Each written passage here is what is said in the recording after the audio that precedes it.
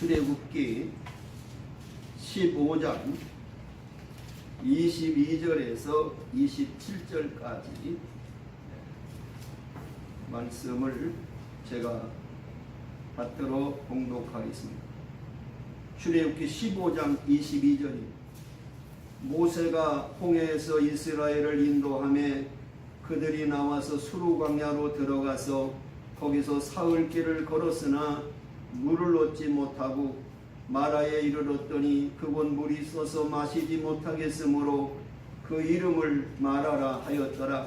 백성이 모세에게 원망하여 이르되 우리가 무엇을 마실까 하며 모세가 여호와께 부르짖었더니 여호와께서 그에게 한 나무를 가르치시니 그가 물에 던지니 물이 달게 되었더라. 거기서 여호와께서 그들을 위하여 법도와 율례를 정하시고 그들을 시험하실세 이르시되 너희가 너희 하나님 나 여호와의 말을 들어 순종하고 내가 보기에 의를 행하며 내 계명에 귀를 기울이며 내 모든 규례를 지키면 내가 애굽 사람에게 내린 모든 질병 중 하나도 너희에게 내리지 아니하리니 나는 너희를 치료하는 여호와이니라. 그들이 엘림에 이르니 거기에 물샘 12과 종려나무 70그루가 있는지라. 거기서 그들이 그 물 곁에 장막을 치니라. 아멘. 오늘 봉독한 말씀을 중심으로 해서 고난의 의미라고 하는 제목으로 함께 말씀을 나누려고 합니다. 길지도 않은 짧은 인생을 우리가 살아가는 동안에 우리는 수없는 고난과 또 역경을 만나게 됩니다. 이 고난이 우리가 스스로 택한 것이 아님에도 불구하고 우리에게는 고난이 언제든지 올 수가 있습니다. 사업의 실패도 있고 건강의 문제로 인해서 고통을 받을 수도 있고 또 직장의 문제로 고난을 당하는 사람도 있습니다. 어떤 사람은 사랑하는 사람을 잃어버리는 아픔으로 또 자녀의 문제로 고난을 당하는 사람도 있습니다. 그렇기 때문에 이 세상에 살아가는 모든 인간은 고난 없는 인생은 결코 없다는 것입니다. 유명한 역사가인 아놀드 톤비 박사님은 이렇게 이야기를 했어요. 세계 역사상 우수한 문화와 문명은 어김없이 고난과 역경의 소산이다. 역경과 고난 없이 피어난 운명의 꽃은 없다. 이렇게 이야기를 했어요. 또 위대한 사상가요 저술가인 C.S. 루이스라고 하는 분은 고통의 문제라고 하는 책에서 이렇게 말합니다. 사람에 따라서 무서운 일이 일어나기 전에는 하나님께 귀를 기울이지 않는 습성들이 있다. 그러므로 고난이라는 것은 규모거리에게 알아듣도록 하는 하나님의 확성기와 같다. 이렇게 이야기를 했어요. 성경에도 보면은 시편 기자는 시편 119편 67절에 고난당하는 것이 내게 유익이라 이로 인하여 내게 주의 율례를 배우게 되었나이다 하고 말하고 있고 또 고난당하는 것이 내게 고난당하기 전에는 내가 그릇 행하였더니 이제는 주의 말씀을 지키나이다 하고 고백하고 있어요. 그렇기 때문에 우리가 이 고난을 당했을 때에 우리가 가져야 될 자세가 뭐냐? 그 자세는 크게 5가지로 요약할 수가 있어요. 첫째는 뭐냐? 모든 고난은 나만 당하는 일이 아니다 하는 생각을 가져야 돼. 두 번째는 뭐냐? 이 고난이라고 하는 것은 우연한 일이 아니다. 내게 이런 고난이 오는 것은 분명히 하나님께서 어떤 뜻과 목적이 있을 것이다 라고 하는 우연한 것이 아니다. 그 생각을 해야 되고, 그리고 세 번째는 고난이라고 하는 것은 나쁜 것이 아니다. 로마서 8장 28절에 보면 하나님을 사랑하는 자 곧 그 뜻대로 부르심을 받은 자들에게는 모든 것이 합력하여 선을 이루느니라 말씀하고 있어요. 그렇기 때문에 고난이라고 하는 그 과정을 가지고 실망하지 말고 이 고난을 통해서 하나님이 어떻게 나에게 역사하실 것인가라고 하는 얼마나 놀라운 축복을 예비해 놓고 나에게 이런 고난과 시련을 주시는가를 한 번쯤 생각해 보라 그 말. 그리고 네 번째는 이 고난을 당할 때 항상 이렇지는 않을 것이라고 하는 생각을 가져야 돼요. 왜냐하면 성경에 보면은 하나님은 곤고한 날과 형통한 날을 병양시켜 놓으셨기 때문에 이런 역경과 시련이 계속되는 것이 아니라 비 온 뒤에 무지개가 뜨는 것처럼, 오르막이 있으면 내리막이 있는 것처럼, 이 깜깜한 밤이 지나면 새벽이 오는 것처럼 이 고난이 항상 이렇게 계속될 수는 않는다라고 하는 생각을 가지고, 그리고 마지막 5번째 생각은 뭐냐? 혼자 당하는 것이 아니라는. 히브리서 2장 18절에 보면 자기가 시험을 받아 고난을 당하셨은즉 시험받는 자들을 능히 도우시느니라. 예수님이 친히 시험을 받고 고난을 당하셨기 때문에 그런 고난과 시험 당하는 자들을 주님이 도우신다는 거예요. 히브리서 4장 15절도 보면 우리에게 있는 대제사장은 우리의 연약함을 체휼하지 아니하는 자가 아니요 모든 일에 우리와 한결같이 시험을 받은 자로되 죄는 없으시니라 말씀하고 있습니다. 사랑하는 여러분, 우리는 고난에 대한 어떤 자세와 생각을 갖고 있습니까? 어떤 사람은 고난을 징벌이라고 생각한 사람이 있어요. 또 어떤 사람은 고난을 비생산적이라는 사람도 있어요. 고난은 나쁜 것이라는 생각을 갖는 사람도 있습니다. 그러나 우리에게 당한 고난을 어떻게 내가 이해하고 어떻게 받아들이냐에 따라서 그 고난은 내게 축복이 될 수도 있다는 사실입니다. 그렇기 때문에 오늘 여러분이 고난이 내게 닥쳤을 때, 고통이 내게 왔을 때 오늘 5가지의 생각을 가지고 여러분의 고난을 잘 받아들이시면 오히려 고난이 축복이 될 줄로 믿습니다. 자, 그럼 먼저 우리가 생각해 볼 것은, 그러면 성경에서는 고난을 어떤 종류들이 있다라고 말씀하는가? 이 고난의 종류에 대해서 베드로전서 2장 18절부터 25절에 보면은 성경의 3가지로 고난의 종류를 말씀하고 있어요. 그 첫째가 뭐냐? 자기 죄로 인하여 고난 당하는 자가 있습니다. 자기 죄로 인해서 당하는 고난. 그 성경이 말씀하고 있어요. 자, 이런 고난은 억울할 것도 없고 원망할 것도 없어요. 구약 룻기에 보면은 나옴이라는 여인이 나옵니다. 이 나옴이라는 여인은 남편 엘리멜렉과 2 아들 말론과 기련을 드리고 그 흉년을 피해서, 가뭄을 피해서 모압 땅으로 이사를 가서 그만 그곳에서 2 아들을 결혼시켰는데 그 남편도 죽고 2 아들도 죽고 며느리 2 사람과 자기까지 과부 3 사람만 남는 결과를 가져오게 됐어요. 그때에 이 나오미가 그 많은 고난을 당하고 다시 고향으로 돌아오는 이야기가 룻기에 나오는 이야기 아닙니까? 다시 말해서 하나님이 가지 말라고 하는 이방 땅인 모압 땅으로 이사 갔을 때 남편 죽고 2 아들을 죽고 과부 셋만 남는 그런 결과를 가져왔다는 거예요. 그렇기 때문에 어떤 죄로 인해서 내게 고난이 올 수가 있다는 겁니다. 그래서 히브리서 기자는 히브리서 12장 5절부터 13절에 보면 징계에 대해서 말씀을 하세요. 그 징계를 하나님 하시는데 그 징계라고 하는 것은 뭐냐? 하나님이 우리를 사랑하신다는 증거라는 거예요. 내가 잘못했을 때 하나님이 아무 징계도 안 하신다, 매를 대지 않는다면 나는 죽은 자식이요 버린 자식이라는 거예요. 내 사랑하는 자녀라면 사랑하는 자가 잘못했을 때 매를 반드시 되게 돼 있다는 거예요. 또 이 징계라고 하는 것은 나를 하나님의 아들로 인정하시는 것이라고 말씀하고 있어요. 또 징계라고 하는 것은 우리의 유익을 위해서 주시는 것이다라고 말씀하고 있어요. 그렇기 때문에 하나님께서는 하나님의 자녀가, 하나님의 백성이 범죄했을 때 반드시 징계를 통해서 돌아오도록 하신다. 어떤 사람은 내가 죄 졌어도 나는 아무런 징계가 없어. 그건 버린 자식이고 죽은 자식이다. 하나님은 하나님의 사랑하는 자에게는 반드시 징계를 하신다. 그렇기 때문에 이렇게 자기 죄로 인해서 고난을 당하는 사람은 빨리 징계를 통해서 깨달아야 돼. 그리고 내가 무엇을 잘못했는가, 내가 하나님의 어떤 잘못을 저질렀는가를 회개하는 자세, 겸손히 하나님 앞에서 자신을 살피는 자세, 이것이 바로 성경에서 말하는 우리 성도들의 자세라고 가리키고 있어요. 두 번째는 어떻게 고난당하는 자가 있느냐? 애매하게 당하는 고난이 있다는 거예요. 거기 보면은 성경에 뭐라고 하냐면 애매하다라고 하는 말을 헬라어로 찾아보니까 아디코스라는 단어. 이 아디코스라는 단어는 뭐냐? 부당하게 당한, 부당하다는 뜻이에요. 부당하다. 그러니까 억울하게 당하는 고난. 예? 정말 나는 잘못이 없는데 다른 사람으로 인해서 내가 당하는 고난. 이것을 애매하게 당하는 고난으로 성경에 기록되어 있어요.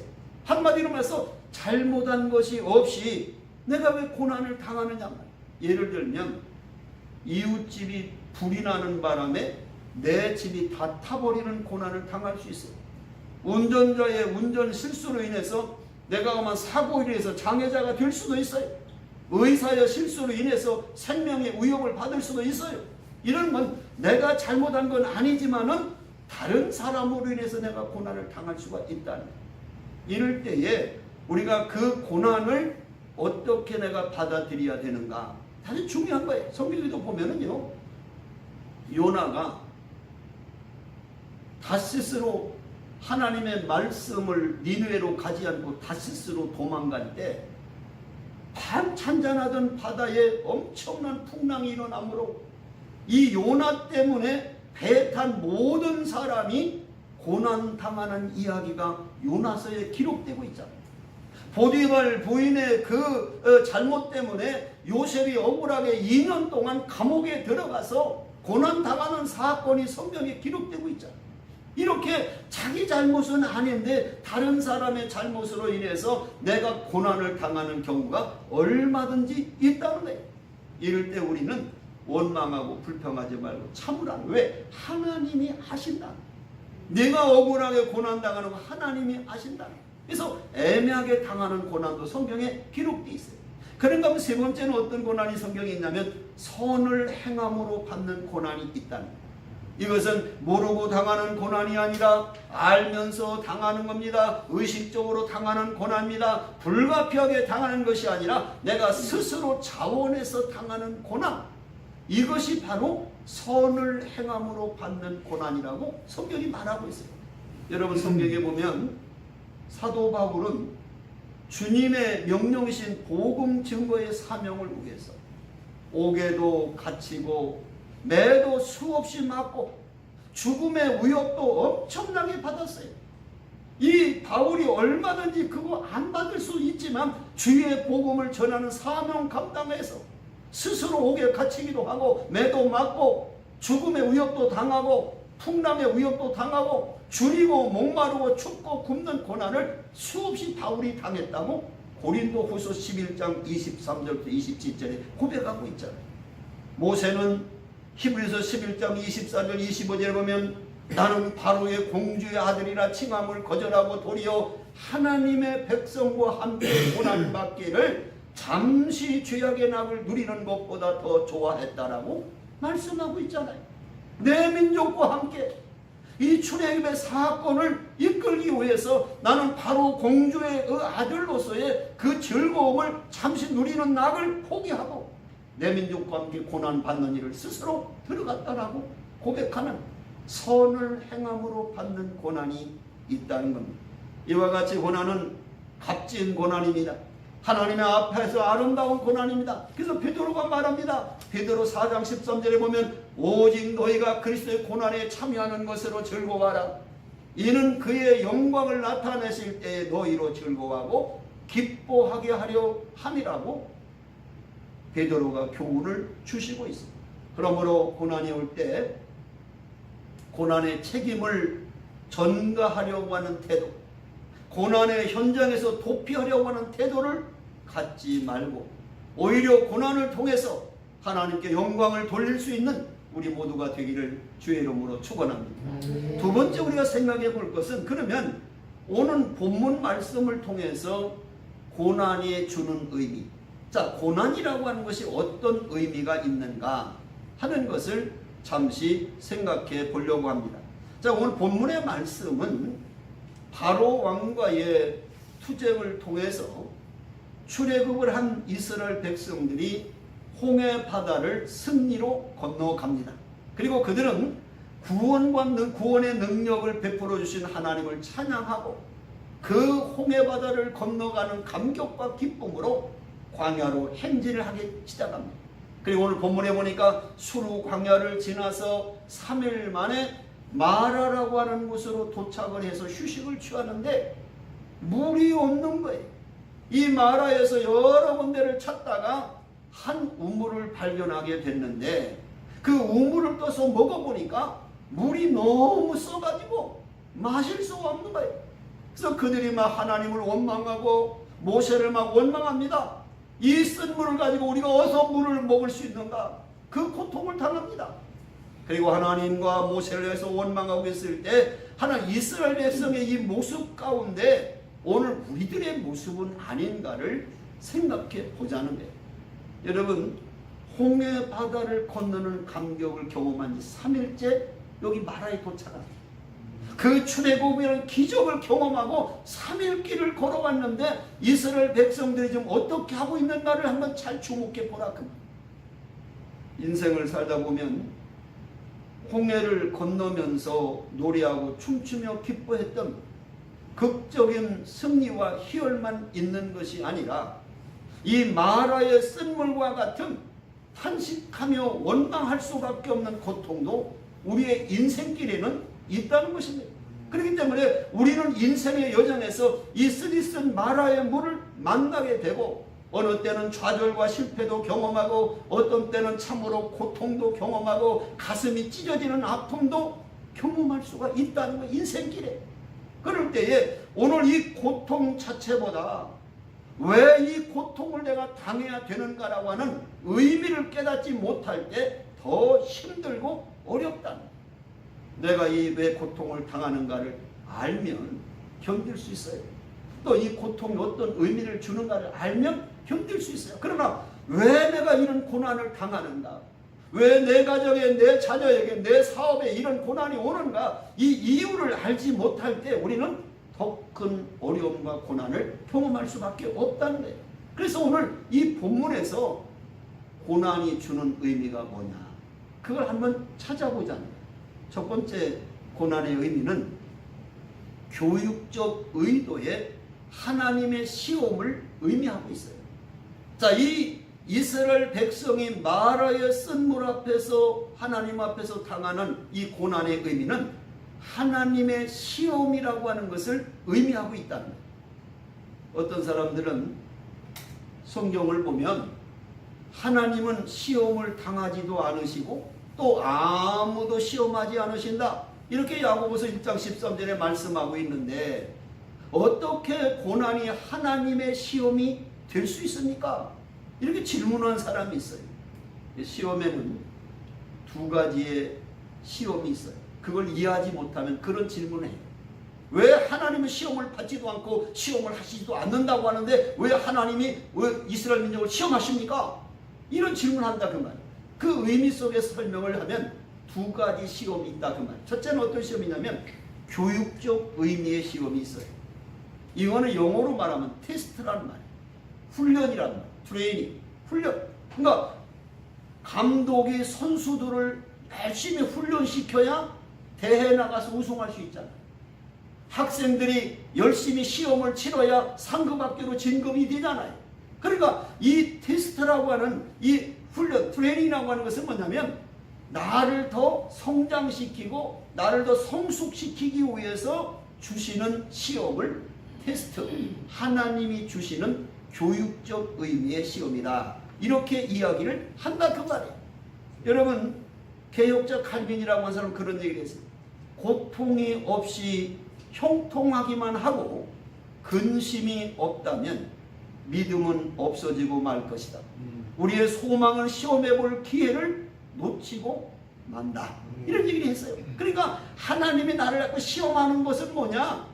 나의 약점과 나의 부족함과 나의 미숙함을 계속 자라나게 하기 위해서 그런 하나님의 테스트, 시험하신다는 거예요. 오늘 본문에도 나오잖아요. 시험하신다고. 그래서 25절 마지막에 보면 여호와께서 그들을 위하여 법도와 율례를 정하시고 그들을 시험하실세 그러잖아요. 하나님이 테스트해 보는 거예요. 야, 홍해 바다를 건너는 놀라운 기적을 체험했던 너희들이 3일 후에 마라의 쓴물 앞에서 어떻게 하는가 보자 하고 한번 테스트해보고 시험해보고 이 마라의 쓴물 앞에서도 하나님을 찬송할까? 원망할까? 꼭 보려고. 그 다음에 두 번째 시험 어떤 시험이냐? 파괴적인 시험이 있습니다. 파괴적 시험. 이것은 마귀가 주는 시험. 이 파괴적인 시험을 다른 말로 말하면 유혹이라고 해요. 유혹. temptation. 그래서 결국 사람을 무너뜨리고 죽이고 망하고 멸망시키는 일을 하는 시험. 이 마귀가 여러분 욥을 갖다 막 시험하잖아요. 마귀가 예수님을 막 시험하잖아요. 40일 금식하니까 너 똑똑이가 이 돌로 똑똑이 되게 만들어 봐라. 욥에게 막 재산 날라가게 하고 자녀 다 죽게 하고 병들게 하고 시험하잖아요. 그 마귀가 주는 시험은 파괴적인 시험이 있다는 거예요. 그래서 유명한 설교가 F.B. 마이어라는 사람 이런 말 했어요. 하나님은 우리를 오르게 하기 위해서 시험하시지만 사탄은 우리를 내려가기 위해서 시험한다. 하워드 크로스비 박사님은 사탄이 우리를 시험할 때는 우리의 연약함을 발전시키기 위함이지만 하나님이 시험하실 때는 그를 믿는 믿음을 발전시키기 위함이다. 이런 유명한 말을 남겼어요. 그러니까 하나님은 우리의 믿음을 자꾸 성장시키기 위해서 테스트를 하는데 마귀는 우리를 자꾸 무너뜨리고 죽이려고 시험한다. 그게 하나님의 시험과 마귀의 시험, 테스트와 이 유혹, 이것이 다르다는 거예요. 그 시험이 있다는 거예요. 자, 그러면 오늘 여기서 하나님이 본문에서 하시는 시험은 뭐냐? 바로 우리를 교육적으로 나를 성장시키기 위해서 시험하신다는 의미가 이 마라의 고난 속에서 가르쳐주는 교훈이라는 거예요. 신명기 13장 3절에 보면은 너의 하나님 여호와께서 너희가 마음을 다하고 성품을 다하여 너의 하나님 여호와를 사랑하는 여부를 알려 하사 너희를 시험하심이라 그랬어요. 광야에서 왜 하나님이 수없는 시험을 하시냐? 너희들이 정말 마음과 뜻과 성품을 다해서 하나님을 사랑하고 있나? 이걸 테스트해 보려고 하나님이 시험을 주셨다는 거예요. 그러니까 오늘 여기 마라의 쓴물의 고난의 사건도 너희들이 그 홍해 바다를 건너는 감격과 기적을 체험하고 3일 만에 물이 없을 때 너희들이 어떻게 하는가를 내가 한번 테스트해 보려고 이 마라의 쓴물의 고난을 주셨다는 거예요. 이해되십니까? 네. 예, 그러니까 우리가 중요한 것은 고난이 내게 닥쳐와도 변함없이 감사하고 변함없이 하나님을 섬기고 하나님을 사랑하는 이 변함없는 신앙의 삶이 지속해야 된다는 거예요. 우리가 어떤 어려움이 오면 그러잖아요. 예수 믿으니 잘 된다더니 축복된다더니 형통한다더니 이게 무슨 형통이요? 하는 일마다 안 되네. 이러고 중간에 주님을 떠나는 사람도 있어요. 여러분, 왜 내가 예수 믿고 나서 이런 고난과 시련과 아픔과 고통과 실패가 오는가라고 하는 건 하나님이 나를 테스트해 본다. 너 진짜 구원받은 하나님 자녀로 좋은 일에만 감사하는 게 아니라 어려움을 당해도 너 감사하냐? 너 정말 믿음이 있다면 이 시련과 고난이 내게 닥쳐도 그 시련을 믿음으로 극복할 수 있느냐? 그걸 테스트해 보려고 고난을 주신다는 거예요. 그 고난의 의미를 깨달으시면 견딜 수 있는 거예요. 하나님이 나를 한 단계 더 올리시는구나. 하나님의 시험은 내게 감당할 시험밖에 주시지 않는다고 했는데 내가 감당할 수 있는 시험이니까 내가 능히 이기리라. 그 넘어가야 되는데 그냥 주저앉아 버리는 거예요. 예수 믿어도 안 되네. 교회 가도 안 되네. 뭐 잘 되고 형통하고 건강하고 뭐 자식이 잘 되고 모든 것이 잘 된다더니 예수 믿어도 안 되네. 뭐 병도 오네. 이런 일에 여러분이 좌절하지 마시고 이 고난을 주시는 하나님의 그 깊은 의미가 뭐냐? 나를 테스트해 보려고, 시험해 보려고, 나를 더 성장시키기 위해서, 자라게 하기 위해서 하시는 거구나. 아멘! 하고 잘 견디는 그런 삶이 돼야 된다는 거죠. 믿으십니까? 자, 두 번째로 이 고난에 주시는 의미는 뭐냐면 하나님의 축복을 의미하고 있어요. 이 고난이라고 하는 것은 두 번째 뭐냐? 하나님의 복을 의미하고 있다. 내 인생이 먹구름이 끼고 폭풍우가 쏟아질 때 어떤 생각을 갖습니까? 고통이 아무리 소중한 영적 사실을 가르친다고 해도 어떻게 고통 자체가 축복이 될 수가 있느냐? 자, 우리는 아니 마라의 쓴 물에 먹을 물이 없어서 광야 사막에서 물이 없는데 무슨 거기서 그게 복이냐? 이렇게 생각한 사람들이 많아요. 근데 이 고난이라고 할지 왜 복인가를 제가 설명할게요. 첫 번째가 고난이란 고난을 통해서 하나님의 기적을 경험했어요. 이 마라의 쓴물이라고 하는 고난을 통해서 쓴물이 단물이 되는 기적을 체험했다 그 말이에요. 한마디로 말하면 만약에 그런 고난이 없었다면 마라의 쓴물이 단물로 변해지는 기적은 일어나지 않았다는 거예요. 이스라엘 백성들이 마라의 쓴물을 경험하고 나서 모세와 하나님에도 원망하고 불평했지만 하나님은 모세를 통해서 내가 지시하는 나무의 가지를 꺾어서 그 쓴 마라의 물에 던져라. 던지니까 그 쓴 물이 단물이 돼서 많은 사람들이 먹고 마시는 사건이 오늘 본문에 기록되어 있잖아요. 여러분, 인생도 마찬가지예요. 인생의 쓴맛을 모르는 사람은 인생의 달콤함도 알 수가 없다는 거예요. 슬픔이 없이 기쁨의 의미를 알 수 있습니까? 고난이 없이 환희의 의미를 알 수 있습니까? 이별의 쓰라림이 없이 만남의 감격을 알 수 있느냐 그 말. 내가 상실의 고통 없이 어떻게 소유의 행복을 알 수 있을까요? 오히려 마라의 쓴물 때문에 이스라엘 민족은 쓴물이 단물이 되는 기적, 하나님이 변화시켜준 그 말을 마시는 기적에 놀라운 경험을 행하게 됐다는 거예요. 두 번째는요, 이 고난이 지난 후에 하나님이 예비하신 축복이 있잖아요.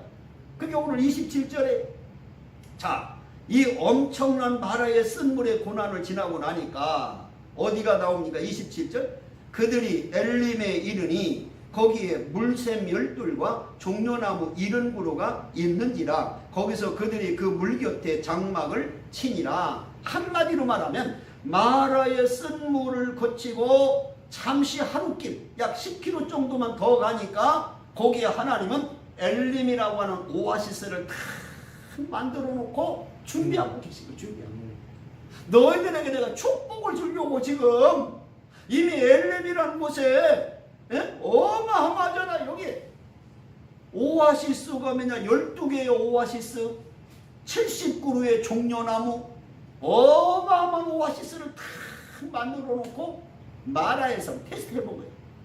너희들 감사하냐 원망하냐 불평하냐 이거 보려고. 우리는 그걸 모르는 거지. 10km만 더 가면 여기 엘림이 준비되어 있는데 축복이 되어 있는데 어마어마한 오아시스가 12개가 있고 70그루의 종려나무 가지가 있는 그 엄청난 숲이 오아시스 사막 가운데 있는데 그걸 하나님 예배해 놓고 테스트 해본 거예요. 시험해 본 거예요. 그게 원망하고 불평하고 하나님의 축복을 예배해 놓으신 것을 우리가 알면 원망하지 않았겠지요. 근데 하나님은 그걸 감춰 놓으신 거예요. 너 하는 걸 볼라. 너 과연 지금 병이 오고 사업이 실패하고 막 여러 가지 환난과 시험이 오고 이럴 때 너 그 가운데서도 하나님의 축복을 바라보고 인내하고 견딜 수 있느냐? 이걸 보시는 거예요. 하나님이 지금. 그러니까 이 고난을 통해서 우리는 하나님이 나를 시험한 테스트 하시는구나. 이걸 하나 배운 거예요. 하나는 이 고난은 축복이고 기적이 오는구나. 복을 주시는 거구나. 이걸 깨달은다 그래요. 그러니까 고난이 즐겁게 되는 거지요. 할렐루야. 예, 물샘 12과 종려나무 70그루라고 하는 것은 의미가 있어요. 왜냐하면 이 유대인들의 숫자에는 다 의미가 있거든요. 12이라는 의미, 이 70이라는 말은 완전수예요. 그래서 예수님이 신약에 와서 제자를 선택할 때도 몇 명 선택해요? 딱 12명 선택해요. 12명. 그리고 이 전도대를 보낼 때 몇 명을 해요? 70명을 뽑아서 보내요. 여러분 이게 우연이 아니에요. 구약과 신약을 같이 연결해 보면요. 다 연결돼 있어요. 짝이 착착착 맞으니까 기가 막혀요. 성경을 여러분 잘 몰라서 그렇지 신구약을 딱 진짜 많이 보면요. 착착착 연결돼요. 이 말씀이. 그러면 그런 걸 막 보기 시작하면 밤을 새워서 성경을 봐도 막 눈이 안 아파. 막, 예? 딴 때는 그러잖아요. 성경 언제 봐요? 잠 안 올 때. 잠 안 올 때 성경 보고 5분 안에 잔대야. 성경은 잠자는 약이 아니오. 예? 성경을 보면 막 똘방똘방 눈이 생각나도 눈 돌아서도 이야 기저 달고 맛있구나. 이렇게 기가 막히구나. 이런 감격하고 밤을 새워본 적이 있습니까? 나는 그런 일이 너무 많아. 성경을 읽다가 밤을 새워본 적이 있어. 너무 촉촉촉촉 맞아요. 이게 하나님의 말씀이 기가 막힌 거예요. 그러니까 하나님의 말씀을 하나만 보고 자꾸 그 말씀을 갖고 왜곡하면 안 돼요. 성경을 전체로 보라는 얘기를 제가 자꾸 하는 얘기는 성경 66권 전체를 바라보라는 거예요. 전체 숲을 보고 나무 하나하나를 보라는 거예요. 공부도 마찬가지예요. 학문도 전체 학문들을 다 조금씩은 다 알아야 돼요. 먼저 보고 내 전공하는 것은 완전히 봐야 돼요. 그래야지 나무 하나를 바라보면서 숲은 이렇다라고 말하면 그 숲은 틀려요. 코끼리 다리 하나 만져보고 아 코끼리는 기둥 같다? 코끼리 꼬리 만져보고 코끼리는 밧줄 같다? 이렇게 말하면 틀리는 거예요. 그러나 부분적으로 맞아. 코끼리 꼬리는 밧줄 같고 다리는 기둥 같고 이렇게 맞아. 그러나 전체로 코끼리 모습은 아니다 그 말이에요. 네, 코끼리가 어떻게 꼬리 같습니까? 밧줄 같습니까? 코끼리가 무슨 기둥 같습니까? 아니잖아요. 그러나 부분은 맞아. 마찬가지. 성경도 전체를 통해서 부분을 봐야지. 부분 가지고 전체를 보면 항상 성경을 왜곡해. 그래서 이단이 나옵니다. 이단. 오늘 여러분이 바로 이 고통이 지난 다음에 이런 엄청난 엘림의 축복을 마련해 놓으신 것에 대한 이 놀라운 사실을 우리가 배우라는 거예요. 사랑하는 여러분, 이스라엘 백성이 왜 하나님을 원망합니까? 이유는 엘림을 보지 못했기 때문에 원망한 거예요. 그 마라의 쓴물 저편에 하나님이 준비하신 엘림의 축복을 바라보지 못하기 때문에 원망 불평하게 됐다 그 말이에요. 종교개혁자 마르틴 루터는 그렇게 말합니다. 고통은 서재에 있는 많은 책 중에서 가장 좋은 책이다. 할렐루야. 고난이라고 하는 것은 내가 가지고 있는 모든 책 중에 제일 좋은 책이 고난이라는 책이라는 거예요. 왜? 고난을 통해서 하나님의 축복을 경험하게 되고 고난을 통해서 하나님의 기적을 경험하게 되고 이 고난이 얼마나 나에게 큰 축복이고 은혜인가라고 하는 사실을 이 말씀을 통해서 깨달으라 그 말. 그리고 마지막 세 번째는 고통이라고 하는 것은 뭐냐? 하나님의 계시를 의미한다.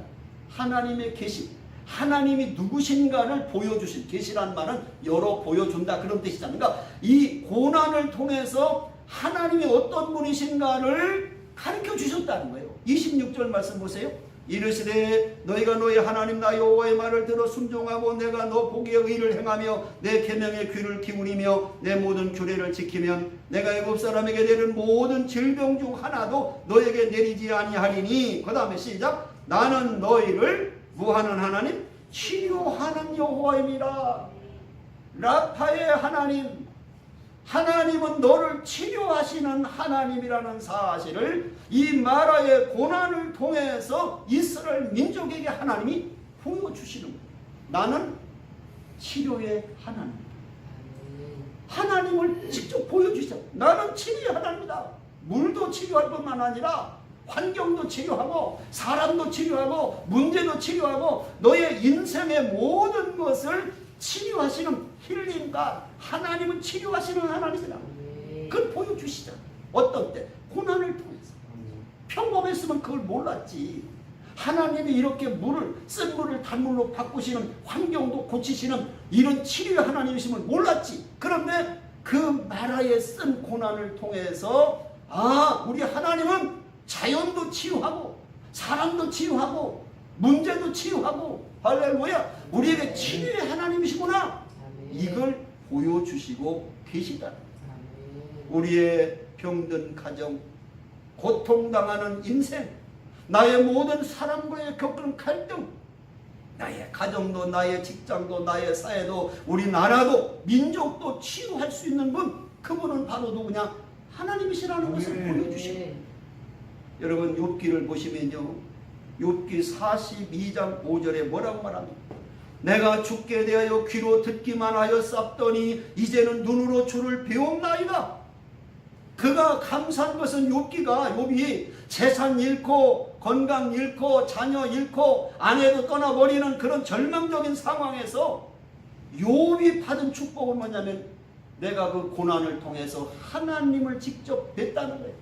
할렐루야. 아멘. 그게 축복이라는 거예요. 아멘. 어떤 하나님? 위로의 하나님, 나를 격려해 주시는 하나님, 나를 새롭게 바꿔주시는 하나님, 머리로 경험하는 것이 아니라 나의 삶을 전 인격적으로 경험하는 하나님으로 내가 주를 만났다라고 욥이 고백하고 있다. 그 말. 사랑하는 여러분, 오늘 여러분 치유의 하나님을 만나셨습니까? 내 육체의 영혼도 치유하시고 내 어두운 환경과 가정도 치유하시는 하나님을 믿으십니까? 아멘. 고통을 허용하신 이유가 그것을 통해서 나를 교정하시고 나를 온전한 자로 세우고자 하시는 하나님의 뜻이 계셨음을 이 사건을 통해서 배우라. 단지 성경을 읽으면서 바로 예수님이 마라의 쓴물을 단물을 바꾸셨대, 기적을 했대, 그걸로 끝나면 그냥 성경 내용을 아는 것으로 끝나. 그 마라의 쓴물을 통한 하나님이 내게 주시는 그 의미가 뭐냐? 나를 성장시키기 위한 하나의 훈련이다. 나에게 하나님의 축복이라고 하는 것을 가르치시는 거다. 나를 치유해 주시는 것이다 라고 하는 것을 이 사건을 통해서, 이 기적을 통해서 우리에게 하나님이 가르쳐 주시고 있다는 거예요. 그게 설교인 거예요. 그게 설교. 본문을 가지고 오늘을 살아가는 내가 어떤 교훈과 의미를 갖느냐, 그걸 깨닫는 것이 설교다. 성경 얘기하는 거예요. 누구는 못해요. 강해 설교하는 거, 그 누구는 못해. 성경은 이런 얘기했다고. 그 속에 숨겨진 하나님의 그 교훈, 말씀, 의미, 뜻, 이걸 찾아내는 게 설교고, 그거 하기 때문에 목회자가 필요한 거지. 그냥 성경 보면 내가 혼자 있지 뭐하러 교회 나오고 있어. 믿습니까? 자, 결론을 맺습니다. 자, 그럼 고난의 문제를 해결하기 위해서 어떤 자세를 가진가? 결론을 맺습니다. 그거. 자, 고난을 당했을 때 내가 고난을 해결하기 위해서 내가 어떤 자세를 가지고 내가 맞이해야 되는가? 첫 번째, 고난을 기쁘게 여기는 여유를 가져야 돼.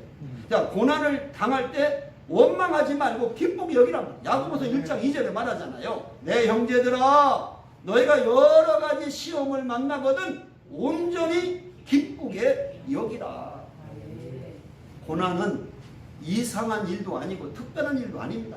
우리 모든 인간은 삶에 있어서 한 과정이고 한 부분이 고난입니다. 이 세상에 고난 없이 산 사람이 있어요? 없어요. 어떤 사람도 없어요. 막 우리가 봐서 저 사람은 그냥 평탄하게 인생 살았겠다 가서 물어보세요. 그 사람도요, 수없는 아픔과 고난과 시련이 인생길에 있었다니까. 그러니까 우리 장목사님 항상 얘기할 처럼 인생은 끊어서 보지 말고 통째로 보라고 하잖아. 통째로. 네? 끊어서 보면 그때 내가 몇 살 때 얼마나 어려웠는지 몰라, 병들었어 얼마나 어려웠는지, 그거 보면 막 낙심하지. 그러나 전체를 보면 하나님의 결론은 그 고난을 통해서 나를 이렇게 훈련시켜서 이렇게 축복 주셨구나, 이게 본단 말이야. 인생을 전체로 보지 끊어서 보지 마라 그 말이에요. 할렐루야. 그러니까 여러분이 고난을 당할 때 어떻게 여기라? 기쁘게 여기는 여유를 가져라. 왜? 고난 후에는 뭐가 와? 기적이 있고, 고난 후에 뭐야? 축복이 온다 그 말. 그러니까 고난이 오면 이 축복을 주시려고 하는구나. 그래서 어떤 뭐라 그러잖아요. 고난은 변장된 축복이라. 내게 고난은 하나님 축복하려고 나를 지금 변장해서 오시는 거라. 믿습니까? 네. 앞으로 여러분은 고난 당할 때 고난의 축복 오겠구나, 기적을 체험하겠구나, 아멘 하고 받으시라 그 말. 두 번째, 고난을 당할 때 원망하지 말라. 원망하지 마라. 여러분, 욥이 그 엄청난 고난을 당하잖아요. 재산 다 잃어버렸지요. 아들 10명 다 죽었지요. 자기는 머리에서 발끝까지 병들었지요. 아내는 차라리 한 저주하고 죽으라고 또 도망가 버렸지요. 여러분, 세상에 고난당해도 욥보다 더 고난당한 사람 있겠어요? 근데 욥이 어떻게 노래합니까? 욥기서 1장 21절 22절 주신 자도 여호와시요 취하신 자도 여호와시니 여호와 이름의 찬송을 받으실지니이다 하고, 이 모든 일에 하나님을 향하여 어리석게 원망하지 아니하니라. 믿습니까? 원망하지 않았다는 거 아니에요. 요셉이요, 억울하게 죄수의 몸이 되었지만 원망하지 않았고요, 바울과 실라는 감옥에 들어가는 고난을 억울하게 당했지만 오히려 감옥 속에서 찬송과 기도로 하나님께 영광을 돌려서 오히려 자기를 내로치던 간수의 가정을 회개시키는 역사가 일어나지 않았냐 그 말. 여러분, 하나님의 믿음의 사람들이 어떤 고난과 시련 앞에서도 원망하고 낙심한 것 봤습니까? 없어요. 오히려 고난을 기쁘게 받아들였지. 마지막 세 번째는 고난은 뭐냐? 고난 중에 낙심하지 말라는 거예요. 고난을 당했을 때 낙심하지 말라. 사도 바울은 로마서 8장 18절에 말합니다. 현재의 고난은 장차 우리에게 나타날 영광과 좋게 비교할 수 없도다. 믿습니까? 우리는 고난의 문제보다 더 큰 하나님의 사랑이 내 곁에 있다는 사실을 확신하면서 우리에게 부닥치는 숱한 고난의 문제가 있지만 그 고난보다 더 큰 능력을 갖고 계신 하나님을 바라보는 믿음의 눈이 우리를 잊지 않냐. 서양 격언에 이런 말이 있어요. 비탄에 잠긴 가슴에서만 예술이 나온다. 집에 가서 한번 생각해 보세요. 어떤 뜻인가? 자, 예를 들어 볼게요. 존 밀턴이라는 사람은요, 시력을 잃고 맹인이 된 고난 속에서 신라곤이라고 하는 명작을 저술했습니다. 베토벤 같은 사람은 청력을 잃어버리고 귀머리가 되어서 훌륭한 교향곡을 작곡했어요. 단테라는 사람은 사랑하는 연인으로부터 배신을 당한 상처 속에서 신곡이라고 하는 위대한 명작을 만들었다는 거예요. 여러분 잘 아는 유명한 지휘자, 세계적인 지휘자 토스카니니를 여러분 아시잖아요. 그는 원래 바이올린 연주자였어요. 그런데 시력이 안 좋아서 악보를 볼 수가 없으니까 항상 그 연주할 때 악보를 다 외워가지고 연주를 했다는 거예요. 근데 어느 날 갑자기 이 지휘자가 이 오케스트라 연습장 오지를 못한 거예요. 근데 누가 그러면 이 악보를 다 암기하고 지휘할 수 있냐? 왜 자기 파트만 하면 안 되고 전체를 봐야 되니까 알아야 되니까. 근데 그 사람은 유일하게 그 바이올린 연주자인 토스카니니밖에 그 악보 전체 각 파트별을 다 보는 암기한 사람이 없는 거예요. 그래가지고 토스카니가 대리로 지휘하다가 지휘자가 아니라 대리 지휘하다가 세계적인 명지휘자가 됐다는 거예요. 여러분 다 위대한 일은요 고난을 통해서 이루어진 거죠.